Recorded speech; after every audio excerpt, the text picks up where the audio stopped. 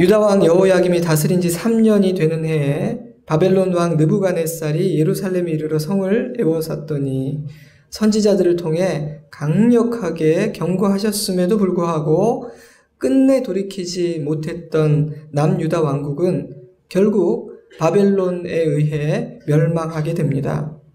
자신들이 점령한 식민지 백성들의 피를 섞어 민족 자체를 말살하려고 했던 아수르와는 달리 바벨론은 세 차례에 걸쳐 이스라엘 백성들을 자기 나라의 포로로 잡아가게 되죠. 첫 번째 포로들은 유다 왕 여호야김 3년 때인 주전 605년경 바벨론으로 잡혀가게 되는데, 이때 잡혀간 사람들은 왕족과 귀족들이었습니다. 그중 한 사람이 바로 오늘 본문의 주인공인 다니엘이죠. 그는 유다 땅에서 태어나 유소년기를 보낸 후 바벨론의 포로로 잡혀가게 되는데요. 아마도 당시에 10대였을 것으로 짐작이 됩니다. 여러 가지 면에서 곱게 자랐을 가능성이 높은 다니엘은 하루아침에 이방 나라에서 포로로 살아가는 신세로 전락하고 맙니다. 민족적으로나 종교적으로나 유다라는 단일 문화에서 태어나고 자랐던 다니엘은 어느 날 갑자기 세상의 온갖 종교와 사상이 뒤섞인 국제도시 한가운데로 떨어졌을 것입니다. 쉽지 않았겠죠. 더 나은 미래를 꿈꾸며 나의 의지로 유학을 결심하고 이민을 간다 할지라도 낯선 환경과 새로운 문화에 적응하는 시간이 필요한데 나라를 잃고 포로로 잡혀온 10대 다니엘, 그것도 의도적으로 자신의 문화와 가치관을 주입하기 위해 양육되는 여건 속에 처해진 다니엘은 여러모로 충격이 컸을 거라고 짐작이 됩니다. 여러분이 생각하기에는 그런 상황 가운데에서 자신의 정체성과 믿음을 지키기가 쉬울 것 같습니까? 아니면 이방 나라의 가치관과 삶의 방식에 물들기가 쉬울 것 같습니까? 제 생각에는 물들기가 훨씬 쉬울 것 같습니다. 인간의 본성이 그러한 데다 세속도시 한가운데에서 하나님의 뜻과 법을 따른다는 것은 헌신과 희생이 요구되는 일이었을 테니까요. 자그마한 불편함과 섭섭함조차 견디기 어려워하는 연약한 인간이 불편함을 감수하고 심지어 자기를 죽이고 희생해 가면서까지 자신의 신념과 지켜왔던 삶의 방식들을 지켜낸다는 것은 그리 쉬운 일이 아니라고 저는 생각합니다. 때문에 대부분의 포로들은 바벨론의 문화에 쉽게 동화되어 버리고 말았죠.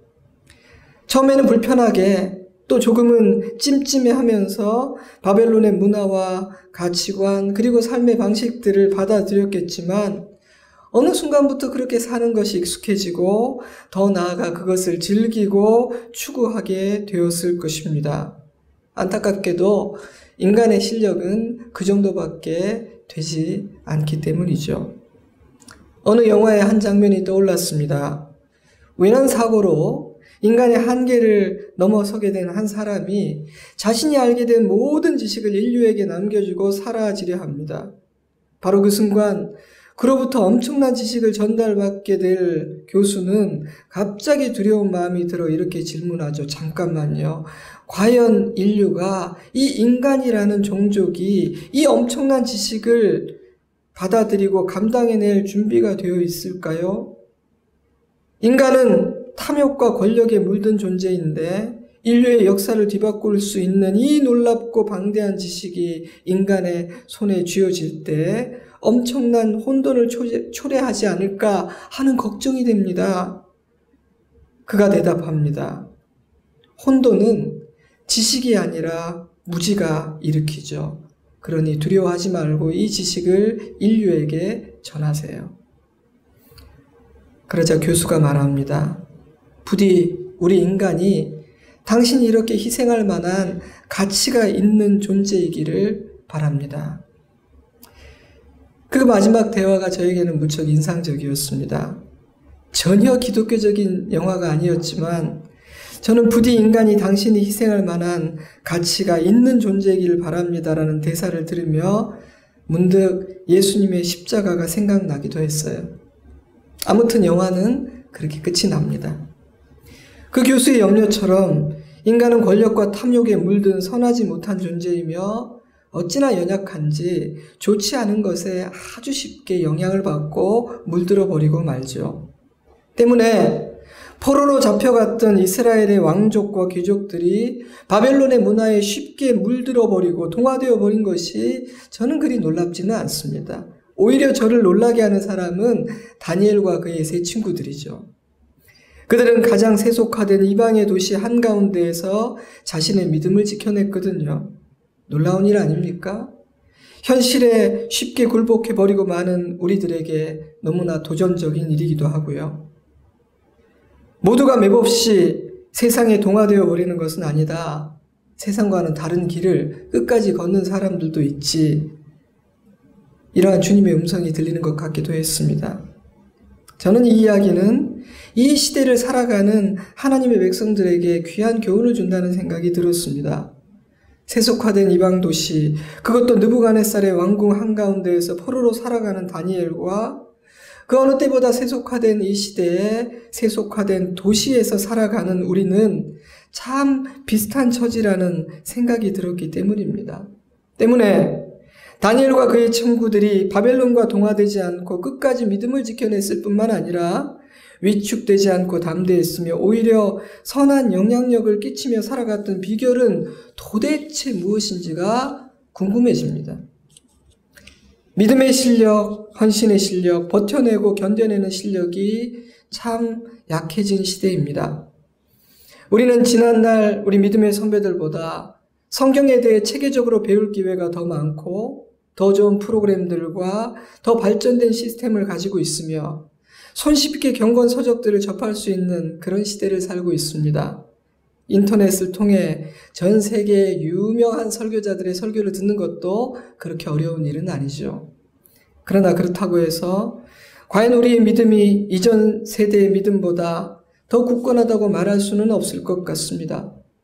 오히려 저를 비롯하여 이 시대의 많은 그리스도인들은 너무 쉽게 시험에 들고 너무 쉽게 상처를 받고 너무 쉽게 섭섭해하는 것처럼 보입니다.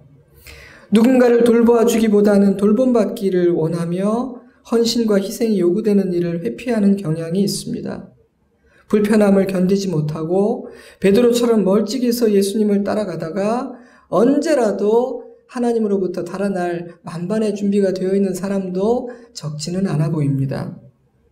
우리 신앙생활의 목표는 무엇인가요? 물론 은혜 받고 위로받고 돌봄받는 것 중요합니다. 우리는 너무나 연약하며 이 시대는 그 어느 때보다 더 도우시는 하나님의 은혜와 따뜻한 위로의 손길이 필요한 시대니까요. 하지만 우리는 그 이상의 목표와 소원을 가져야 한다는 생각이 듭니다. 누군가의 돌봄을 받는 자에서 누군가를 돌보는 자로, 쉽게 시험에 드는 자에서 큰 시험조차도 거뜬하게 이겨내는 자로, 항상 위로를 받던 인생에서 누군가를 위로하는 인생으로, 다른 사람의 말과 감정에 휘둘리고 영향을 받는 사람에서 선한 영향을 끼칠 뿐 아니라 누군가를 진리로 이끄는 사람으로, 누군가의 헌신의 바탕 위에 살아가는 인생에서 누군가를 위해 헌신하는 인생으로 변화되고 성장하기를 소원해야 합니다. 왜냐하면 예수님의 십자가의 죽음으로 우리에게 선물하신 새로운 삶이란 바로 그런 것이니까요. 하나님은 당신의 모든 자녀들이 세상에 나가 선한 영향을 끼치고 영혼을 구원하고 돌보며 누군가에게 인생의 의미와 목적을 알려주는 삶을 살기를 소망하고 우리를 위해 기도하고 계시기 때문입니다. 다니엘과 세 친구들은 그런 삶을 살았죠. 다니엘이 살았던 시대는 이 시대보다 훨씬 더 비관적이었습니다. 희망을 갖기보다는 절망하고 불평하며 지금까지 지켜왔던 신앙과 삶의 방식을 포기해버릴 만한 상황이었습니다. 실제로 대다수의 사람들이 그렇게 했죠. 그러나 다니엘과 그의 친구들은 그렇게 하지 않았습니다. 그들은 자신의 처지를 비관하며 울고만 있지 않았고 오히려 더 굳건히 믿음을 지키고 하나님의 이름을 높이고자 했습니다. 그들은 쉽게 실족하고 시험에 들고 비관하는 자가 아니라 시험을 이기는 자였으며 오히려 다른 사람들의 믿음을 격려하고 하나님을 따라가도록 도전하는 삶을 살았습니다.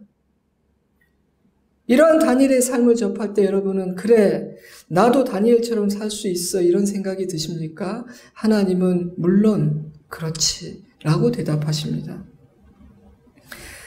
다니엘이 했던 선택의 특징은 상황에 의해 어쩔 수 없이 했던 선택이라든지 누군가에 의해 떠밀려서 했던 선택이 아니라 자신의 믿음과 신념에 의해 스스로 의도적으로 그리고 적극적으로 했던 선택이라는 점입니다. 저는 다니엘은 영적으로나 정서적으로 굉장히 건강했던 사람이라고 생각해요. 그렇지 않다면 그는 뜻을 정하지 못했을 테니까요. 다니엘은 뜻을 정하여 왕의 음식과 그가 마시는 포도주로 자기를 더럽히지 아니하리라 하고 자기를 더럽히지 아니하도록 환관장에게 구하니, 한글 성경들은 결심했다, 굳게 마음 먹었다 이렇게 번역하기도 했습니다. 히브리어에는 내 마음을 어딘가에 두다, 내 마음을 어딘가에 세우다 이런 흥미로운 의미가 담겨 있죠. 다니엘은 어떤 뜻을 정했나요? 그는 왕의 음식으로 자기를 더럽히지 않겠다는 뜻을 정했습니다. 그 의미에 대해서 여러 가지 견해가 있죠. 왕의 음식들 중에는 우상들에게 제사할 때 드려진 음식이 있었기 때문에 다니엘이 그 음식을 거절한 것이다. 아니다. 왕의 음식들 중에는 유대인들이 율법으로 금한 부정한 식재료가 있었기 때문에 다니엘이 그 음식을 거절한 것이다. 등등 많은 견해가 있습니다만 막상 성경은 그 의미가 무엇인지를 정확하게 밝히고 있지는 않습니다. 그러나 하나님께서 그러한 다니엘의 선택을 지지해 주신 것으로 짐작해 볼 때 그의 선택은 단지 율법에 기초한 율법적인 선택이었다거나 인간의 편협한 생각에 의한 선택이 아니라 하나님 보시기에 참 올바르고 선한 결정이었던 것 같아요. 저는 그의 선택은 단지 음식의 문제를 넘어 나는 바벨론의 세속적인 가치관과 거짓 신앙에 물들지 않겠다, 그런 것들로 인해서 더러워지지 않겠다라는 의미를 지닌 매우 상징적인 행동이었다고 생각합니다. 오늘날로 비유하자면 다니엘의 선택은 비록 내가 이 몸이 이 세상에 속하 있기 때문에 이 세상에서 살 수밖에 없지만 세상의 소리들과 이 세상의 가치관과 강압에 물들지 않겠다. 그런 것들로 인해 내가 더러워지는 것을 나는 거부한다. 허락하지 않겠다라는 단호한 결단일지도 모르겠다는 생각이 들었습니다. 사랑하는 성도 여러분, 만약 우리가 세속화된 도시 한가운데에서 하나님의 백성답게 살기를 진실로 원한다면 우리 모두가 반드시 해야 될 중요한 일 하나가 있습니다. 그것은 하나님 앞에서 뜻을 정하는 것입니다. 상황에 밀려 사람들에 의해 어쩔 수 없이 하는 선택이 아니라 내가 믿는 하나님과 그분이 주신 약속의 말씀에 의지하여 내 스스로 의도적으로 적극적으로 뜻을 정하는 것입니다. 뜻을 정하지 않으면 우리는 결코 자기를 지키지 못할 것입니다. 흔들리게 될 겁니다. 타협하게 될 겁니다. 더러워지게 될 것입니다. 그리고 결국은 내가 지금 걷고 있는 이 길을 포기하게 될 것입니다. 사랑하는 성도 여러분, 우리는 뜻을 정한 사람입니까? 그리고 흔들리지 않고 있습니까? 지난 3.1절 우리는 3.1 만세운동을 이끌었던 독립투사들의 삶을 재조명하는 시간을 가질 수 있었습니다. 잠시나마요. 저는 참 그분들의 삶을 볼 때마다 아니 어떻게 저렇게 살 수 있을까? 저렇게 희생을 할 수 있었을까라는 생각이 들어요. 자신뿐 아니라 가족까지도 그분들은 이렇게 내려놓았잖아요. 그 이유 중에 하나는 그분들은 뜻을 정한 사람들이었기 때문이다 하는 생각이 오늘 이 말씀을 묵상하며 새삼 들었습니다. 지난 1월부터 사도행전을 본문으로 큐티하고 있는데요. 사도행전을 통해 만나는 바울 역시 뜻을 정한 사람이었습니다. 예루살렘으로 가면 결박을 당하고 많은 어려움을 당할 것임이 불을 보듯 뻔했기에 바울을 아끼고 사랑했던 믿음의 형제들은 바울을 만류했습니다. 바울이여, 가지 마십시오. 가면 당신은 죽게 될 겁니다. 설사 죽지 않는다 할지라도 엄청난 고통을 당하게 될 거예요. 그러니 제발 가지 마세요. 이곳에서도 얼마든지 하나님의 일을 할 수 있지 않습니까? 사랑하는 친구들이 이렇게 눈물로 호소할 때 바울은 이렇게 대답했죠. 여러분이 어찌하여 울어 내 마음을 상하게 하느냐? 나는 주 예수의 이름을 위하여 결박당할 뿐 아니라 예루살렘에서 죽을 것도 각오하였노라. 바울은 뜻을 정한 사람이었던 것이죠. 그래서 상황에 지지 않았습니다. 사랑하는 성도 여러분, 분명히 기억하십시오. 우리가 뜻을 분명히 정하지 않으면 상황이 우리를 이끌어 갈 것입니다. 지금은 no라고 말한 것이 어느 순간 나에게 yes로 바뀌어 있을 것입니다. 뜻을 정하지 않으면 변덕스러운 우리의 연약한 감정과 기질이 세상적인 욕망과 타락한 옛사람의 본성이 우리를 이끌게 될 것입니다. 그런 것들이 우리의 삶을 이끌 때 어찌 그 끝이 좋을 수 있겠습니까? 후회하지 않을 자신이 있으신지요? 그러므로 우리는 뜻을 정해야 합니다. 독립투사들이나 선교사들만 뜻을 정하는 것은 아닙니다. 그것은 우리 모두가 해야 할 일입니다. 사랑하는 성도 여러분, 우리는 뜻을 정했습니까? 뜻을 정했다면 어떤 뜻을 정했습니까? 우리가 정한 그 뜻은 다니엘이 정한 뜻처럼 하나님께서 지지해 주시고 힘껏 도와주실 만한 그런 뜻입니까? 우리는 우리가 정한 그 뜻을 굳게 단단히 세웠기 때문에 흔들리지 않고 있습니까? 왜 모든 하나님의 백성들은 뜻을 정해야만 하는가? 세상은 하나님의 백성들에게 그리 관대하지 않기 때문입니다. 이 세상은 이렇게 평안한 곳이 아니기 때문이죠. 출애굽기 1장 8절, 요셉을 알지 못하는 새 왕이 일어나 애굽을 다스리더니 그가 그 백성에게 이르되 이 백성 이스라엘 자손이 우리보다 많고 강하도다. 자, 우리가 그들에게 대하여 지혜롭게 하자. 두렵건대 그들이 더 많게 되면 전쟁이 일어날 때 우리 대적과 합하여 우리와 싸우고 이 땅에서 나갈까 하노라 하고 감독들을 그들 위에 세우고 그들에게 무거운 짐을 지어 괴롭게 하여 그들에게 바로를 위하여 국고성 비돔과 람셋을 건축하게 하니라. 요셉으로 인해 큰 도움을 받았음에도 불구하고 요셉이 죽고 그를 알지 못하는 새 왕이 일어나자 이스라엘 백성들을 향한 핍박이 시작되었는데 그 핍박은 상당히 가혹했습니다. 여러분, 애굽은 하나님의 백성들에게 결코 관대하지 않습니다. 조금이라도 불편해지고 위협이 되면 가만히 두지 않습니다. 때로 그 공격은 매우 사납고 가혹하기도 합니다. 이런 현상은 세상에서도 흔히 보게 되지 않나요?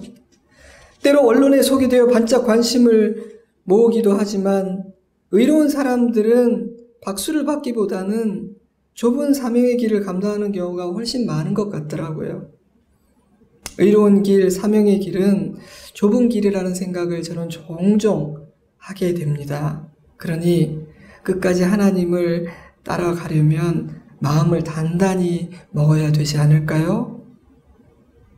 사도행전에 기록된 사도 바울의 일생을 보면 종종 이렇게 마음이 아플 때가 있죠. 사도행전 21장입니다. 그 이래가 거의 참에 아시아로부터 온 유대인들이 성전에서 바울을 보고 모든 무리를 충동하여 그를 붙들고 그들이 그를 죽이려 할 때 온 예루살렘이 요란하다는 소문이 군대의 천부장에게 들림에 그가 급히 군인들과 백부장들을 거느리고 달려 내려가니 그들이 천부장과 군인들을 보고 바울 치기를 그치는지라. 바울이 층대에 이를 때 무리의 폭행으로 말미암아 군사들에게 들려가니 이는 백성의 무리가 그를 없이하자고 외치며 따라가미러라. 이 말씀을 이렇게 묵상하면서 제가 입체적으로 이 상황을 한번 상상하고 그림을 그려보았어요. 바울은 각오를 했고 그는 알고 행했던 일이지만 참 가혹한 일을 많이 당했구나 하는 생각이 들더라고요. 그러나 하나님께서는 이런 장면들을 기록해 두심으로 나를 끝까지 따르고자 할 때는 이런 일이 있을 수도 있다고 말씀하시는 것 같기도 했습니다. 물론 이런 말씀을 주시면 겁먹고 도망갈 사람도 많을 텐데 정직하시고 솔직하신 하나님은 중요한 것을 약관 맨 뒤편에 조그맣게 써놓지 않고 아주 대놓고 앞에 딱 써놓으셨어요. 약관을 보고 나를 따르라. 가끔 우리가 네 그런 거 언제 말해주냐 여기 있지 않냐 그러면 막 현미경으로 봐야 되는 경우 있잖아. 근데 성경은 그렇지가 않아요. 나를 따르려면 이런 각오까지 해야 돼. 왜냐하면 세상은 너희들에 대해서 그렇게 관대하고 항상 호의적이지는 않을 테니까. 그러니 여러분, 뜻을 정하지 않은 사람이, 그 뜻을 날마다 굳건히 하지 않는 사람이 어떻게 이 믿음의 길을 완주할 수가 있겠습니까? 그런데 안타깝게도 이런 도전은 세상으로부터만 오는 것은 아닙니다. 바울은 동족인 유대인들로부터 폭행을 당했고 아이러니하게도 오히려 이방인 천부장으로부터 보호를 받았죠. 안타깝게도 종종 교회가 교회에게, 성도가 성도에게 가혹하게 대하는 경우도 있어요. 품어주지 못하고요. 얼마 전 예수를 위한 바보라는 책을 읽었습니다. 남아프리카 공화국에서 열방교회를 잘 섬기고 있던 데이빗 케이프 목사는 목회를 내려놓고 길거리로 나가 사람들의 발을 씻어주라는 주님의 음성을 듣게 되죠. 너무나 황당하고 당황스러운 말씀이라 이게 진짜 하나님의 뜻인지 아니면 내 감정적으로 살짝 흥분해서 이러는 건지 14개월여 동안 거듭거듭 재확인한 후에 온 가족이 그것이 주님의 뜻인 줄로 인정하고 그 부르심에 순종하기로 결정을 합니다. 그날부터 목사님은 나무로 만든 십자가와 나무로 만든 큰 대야를 등에 지고 순례의 길을 떠나게 되죠.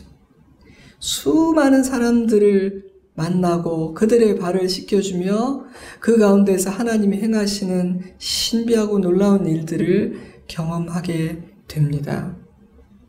그런데 그 책에 있는 이 고백이 참 저에게 인상적이었어요. 하나님의 나라에는 성공도 실패도 없으며 오직 순종만이 있을 뿐이다. 하나님의 나라에는 성공과 실패도 없으며 오직 순종만이 있을 뿐이다. 저도 동의를 하기 때문에 이 성공과 실패라는 말을 진짜 이게 내가 조심해서 잘 써야겠구나 하는 생각을 다시 한번 해보았어요. 왜냐하면 목사가 그런 표현을 이렇게 잘못 쓰면 성도들에게도 그게 딱 이렇게 규정이 되죠. 이게 성공이 된 인생이고 이건 실패한 인생이야, 이렇게. 근데 그 책에 이런 내용도 있었습니다. 박해, 비난, 조롱과 오해는 매일의 삶에서 일상적으로 만나는 일이다.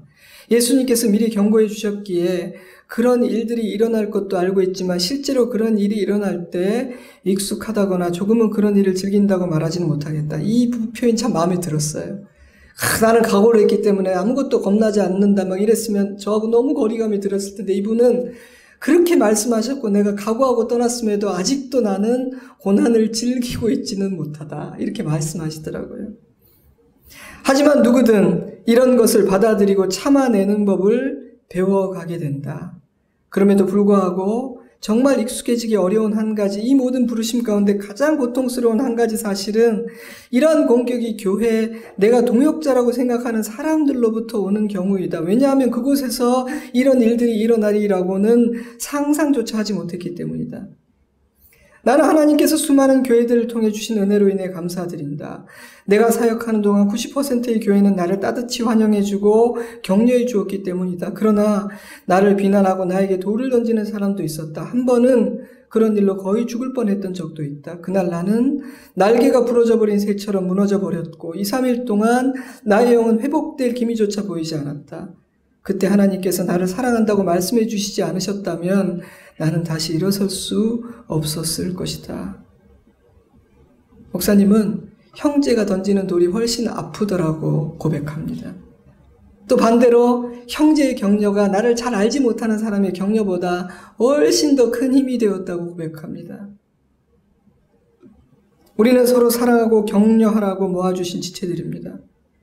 우리가 서로 사랑하고 이해하고 품어주지 않는다면 우리는 뜻을 정할 수 없고 정한 뜻을 지킬 수도 없을 거예요. 그러니 우리는 열심으로 서로를 사랑하고 돌보아 주어야 합니다. 우리 교회 안에서만이 아니라 다른 교회도 다른 성도도 사랑할 수 있어야 합니다. 이처럼 세상은 하나님의 백성들에게 관대하지 않을 뿐 아니라 때로 가혹하고 게다가 우리는 너무나 연약하기 때문에 우리는 단지 한 번 뜻을 세울 뿐 아니라 날마다 우리가 정한 그 뜻을 굳건히 하고 새롭게 해야만 합니다.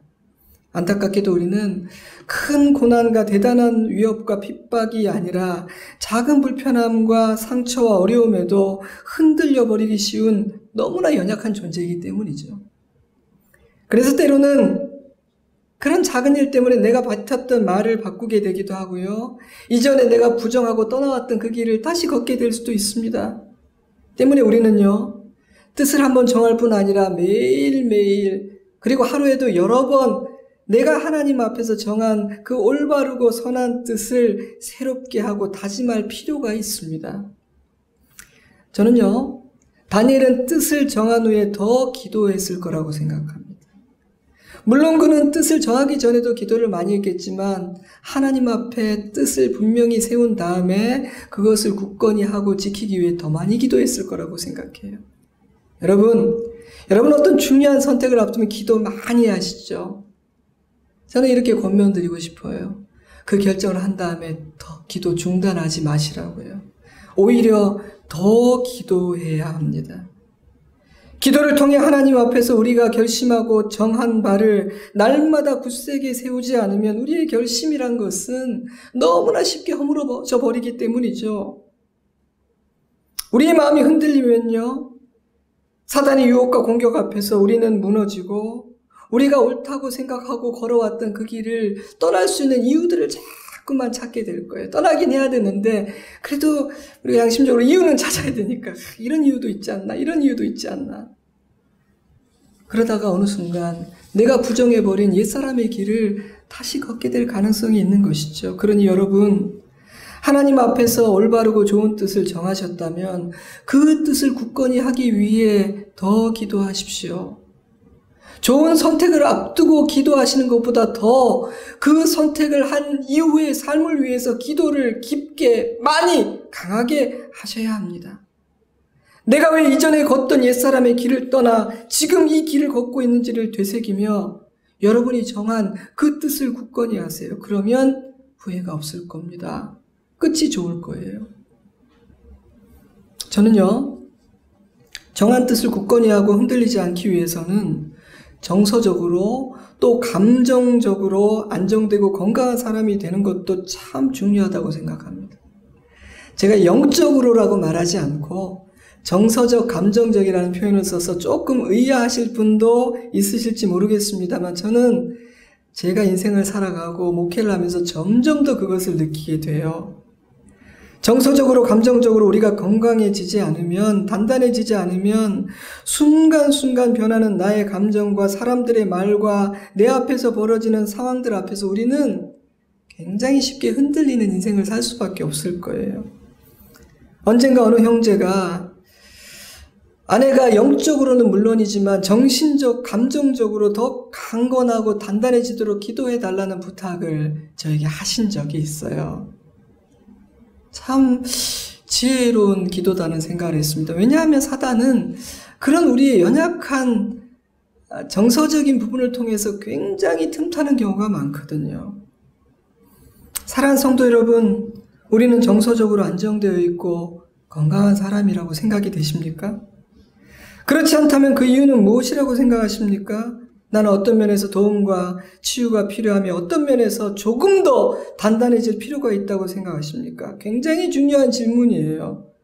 정서적으로, 감정적으로 건강하고 단단해지지 않으면 올바른 뜻을 정할 수도 없고요. 뜻을 정한다 할지라도 그 뜻을 굳건하게 지켜내지를 못해요.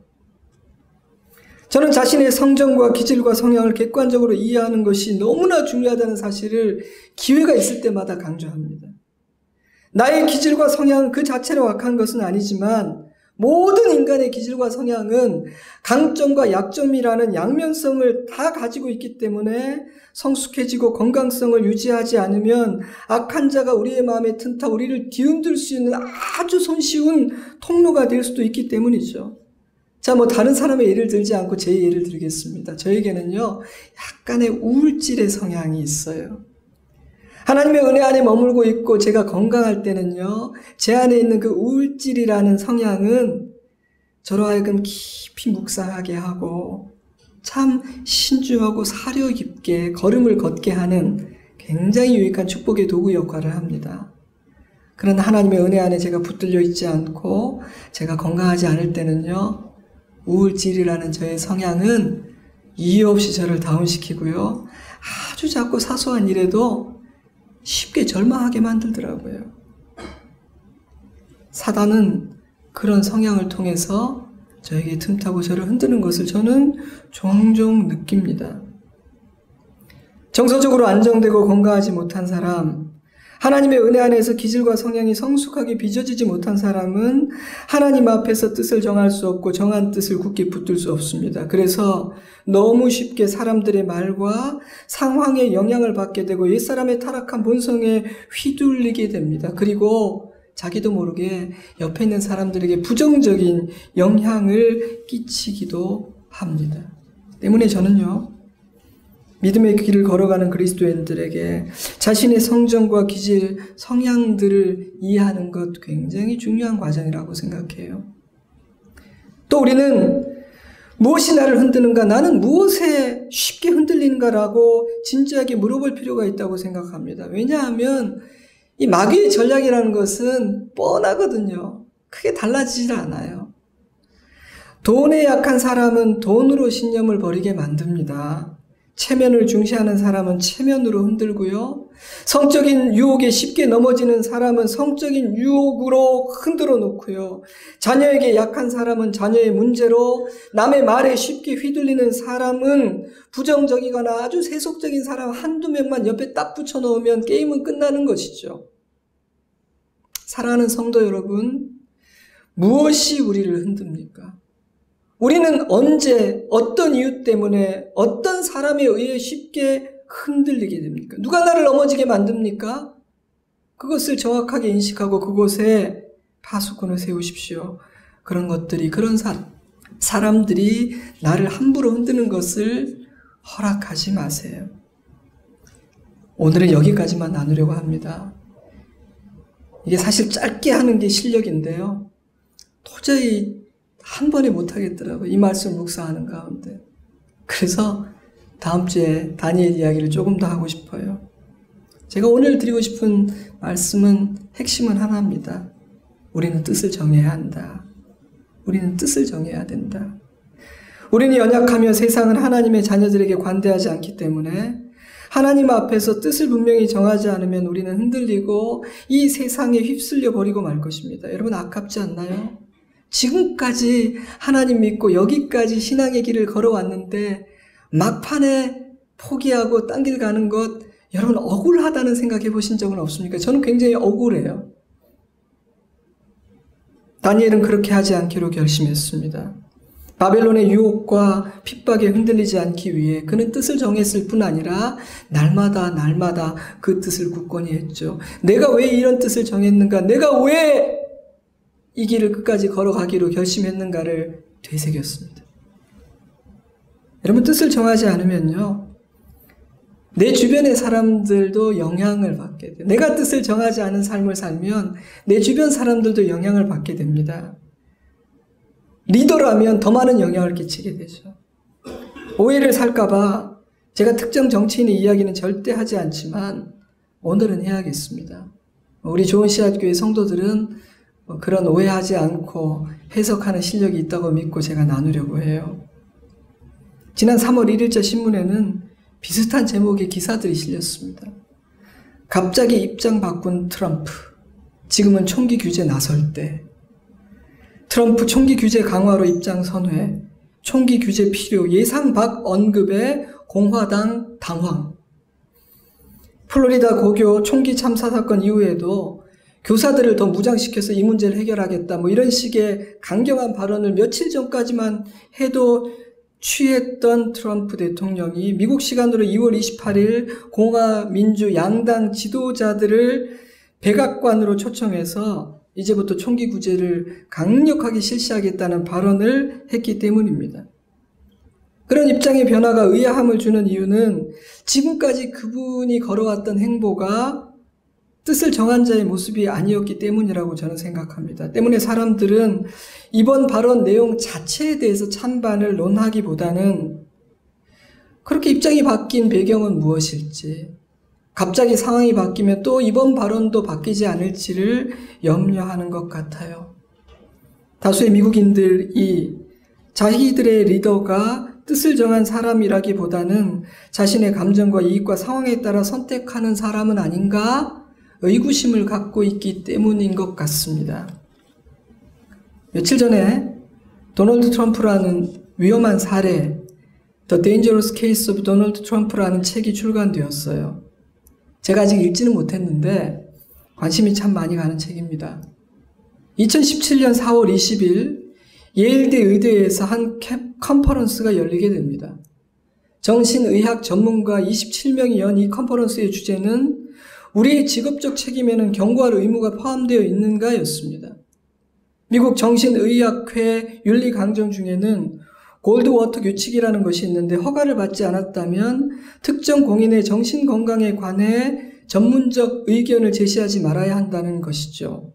그런데 위급한 상황이라고 판단할 경우 이 골드워터 규칙을 위반해도 되는 것인지 아닌지에 대한 토론을 벌린 것이죠. 이들은 위급한 상황일 때 의사는 골드워터 규칙을 어겨야 하며 지금이 바로 그런 상황이라는 결론을 내리게 됩니다.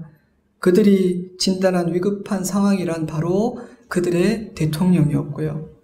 이 책은 뉴욕타임스, 아마존, 워싱턴 포스트, LA 타임즈의 베스트셀러를 넘어 세계적인 화제의 책이 되었습니다. 절대 오해하지 마세요. 저는 정치적인 이야기를 하고 있는 것이 아닙니다. 저는 어느 당을 지지하지 않아요. 다만 한 나라의 지도자가 숙성되고 확정된 신념과 뜻이 아니라 그때그때의 감정과 상황에 따라 갈 길을 정한다면 그것이 얼마나 위험한 일인지를 우리가 생각할 수 있는 마중물이 될 수 있겠다는 생각이 들어서 그냥 이 이야기를 나누는 것뿐입니다. 때문에 저는요, 우리가 지도자를 세울 때 항상 이런 부분을 유의해서 봐야 한다고 생각해요. 저 사람은 정서적으로 안정되고 건강한 사람인가? 저 사람이 걸어온 길은 올바른 뜻을 정하고 그 뜻을 세워서 걸어온 길인가? 사랑하는 성도 여러분, 우리 모두는 하나님 앞에서 뜻을 정해야 합니다. 그렇지 않으면 세상에 동화되어 버리고 말 것입니다. 뜻을 정하고 정한 그 뜻을 날마다 굳건히 하지 않으면 우리는 매일 매순간 변하는 상황이나 변덕스러운 내 감정이나 또는 이런저런 사람들의 말에 이끌리는 삶을 살게 될 것입니다. 그러면 쉽게 실족하고 쉽게 시험에 들게 될 것입니다. 그러다가 우리는 우리가 예전에 부정하고 떠나왔던 옛사람의 길을 다시 걷게 될지도 모릅니다. 그러면 후회만 남을 겁니다. 우리가 뜻을 정하지 않는다면 우리 주변 사람들은 꽤 불안해할 것입니다. 목사가 뜻을 정한 것처럼 보이지 않는다면 성도들은 얼마나 불안하겠습니까? 한 집안의 가장이 뜻을 정하지 않은 채 그 가정을 이끄는 머리의 역할을 감당한다면 그 가정은 얼마나 혼란스럽겠습니까? 한 나라의 지도자가 뜻을 정하지 않았거나 정한 그 뜻이 바른 뜻이 아니라고 느껴진다면 도대체 어떻게 해야 되는 것일까요?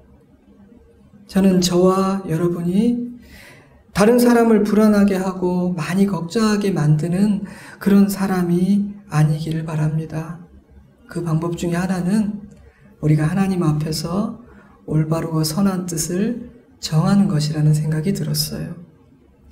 다니엘은 하나님 앞에서 뜻을 정한 사람이었습니다. 그 뜻은 바벨론의 문화와 가치관과는 정반대되는 것이었습니다. 만약 그가 그러한 뜻을 정하고 굳건히 하지 않았다면 그는 바벨론에 먹혀버리고 말았을 겁니다. 그러나 다니엘은 자신을 지켜냅니다. 오히려 바벨론에 영향을 끼칩니다. 그는 바벨론에 휘둘리는 사람이 아니라 바벨론을 이끌고 영향을 끼치는 사람이 되었죠. 사랑하는 성도 여러분, 우리도 뜻을 정한 인생을 살 수 있으면 좋겠습니다. 우리로 하여금 뜻을 정하게 만드는 것을 망설이는 것은 도대체 무엇인지, 왜 나는 뜻을 정하고서도 쉽게 흔들리는지를 진지하게 생각하고 하나님 앞에서 스스로 답을 한번 찾아보십시오. 그리하여 우리가 부정하고 떠나버린 이것은 아니야, 이것은 내가 잘못 살았던 길이야 라고 부정하고 떠났던 그 옛사람의 길로 다시 돌아가지 않을 수 있기를 주님의 이름으로 축복합니다. 기도하겠습니다. 여러분,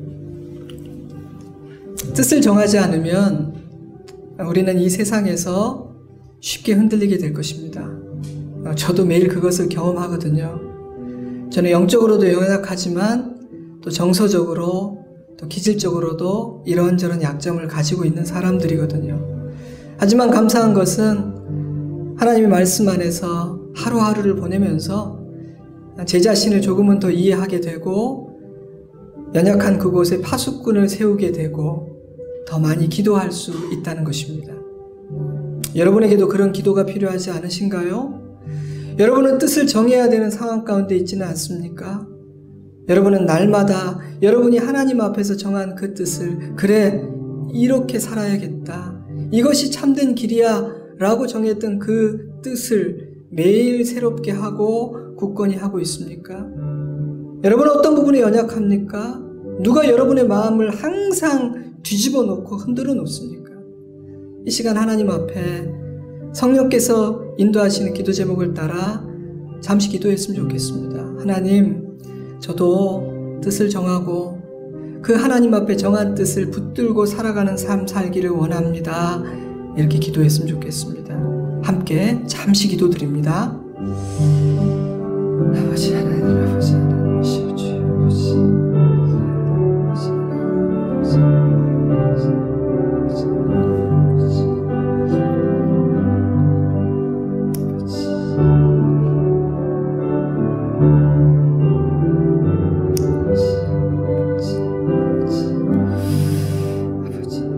참 좋으신 하나님 아버지, 뜻을 정하고 바벨론 한가운데에서 오히려 하나님을 경외하는 삶을 살아갔던 다니엘처럼 우리도 뜻을 정한 자의 삶을 살기를 소망합니다. 하지만 저희들 연약해서 그것이 쉽지 않음을 아버지 앞에 고백하며 도우심과 은혜를 구합니다. 그러나 우리가 연약함에도 불구하고 이제는 더 흔들리지 않는 삶을 소망하는 것도 사실입니다. 주님, 우리에게 뜻을 정할 용기를 주시고 우리가 정한, 하나님 앞에서 정한 그 믿음의 뜻을 굳건히 하고 지키는 믿음과 용기를 허락하여 주시옵소서. 하나님의 말씀에 귀를 열게 하시고 세상의 소리에 귀를 닫든지 아니면 걸러내는 채를 가지고 걸러내든지, 주님, 내 연약함에 이끌리는 인생 이제는 내려놓게 하시고 주님에 의해 이끌려가는 인생을 살아가게 하여 주시옵소서. 주님이 이 나라에 세우신 지도자들, 각계각층의 리더들을 위해서 간절히 기도합니다. 주님, 우리의 리더들이 올바른 뜻을 정하고 그 뜻을 따라 살아가는 갈지자의 인생이 아니라 바른 길, 한 길을 걸어가는 그런 지도자들 되게 하여 주시옵소서. 주님, 우리들 부족하지만 우리의 자녀들도 그런 지도자감으로 주님이 쓰실 수 있는 사람으로 길러내기를 소망하며 기도하오니 우리의 기도를 들으사 우리의 자녀들을 기억해 주시고 은혜로 양육하여 주시옵소서. 우리에게 선한 뜻 주심을 감사하며 예수님 이름으로 기도드리옵나이다. 아멘. 다 같이 자리에서 일어나셔서 우리 마지막 찬양 함께 하나님께 올려드립니다.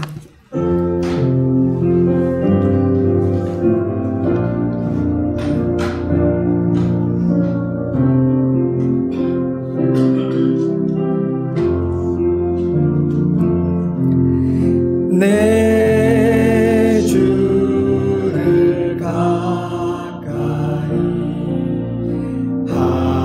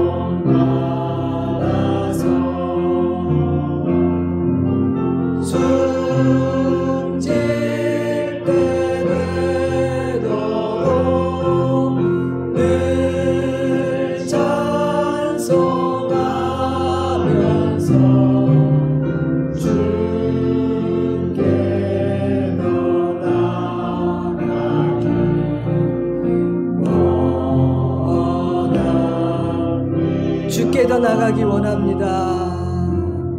주께 더 나가기 원합니다. 마지막으로 주께 더 나가기 주께 더 나가기 원합니다.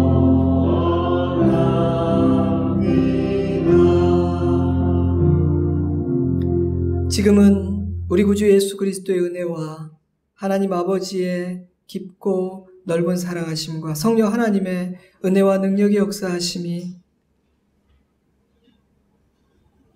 이 세상 한가운데 살아가지만 뜻을 정하고 날마다 그 뜻을 굳건히 함으로 우리에게 가라 하신 이 길을 끝까지 잘 걸어가기를 다짐하고 소망하는 사랑하는 주의 자녀들과 그 가정 위에 우리 좋은 씨앗교회와 열방의 교회들 위에 그리고 이 나라의 민족 위에 이제로부터 영원토록 함께 하시옵기를 간절히 축원하옵나이다. 아멘.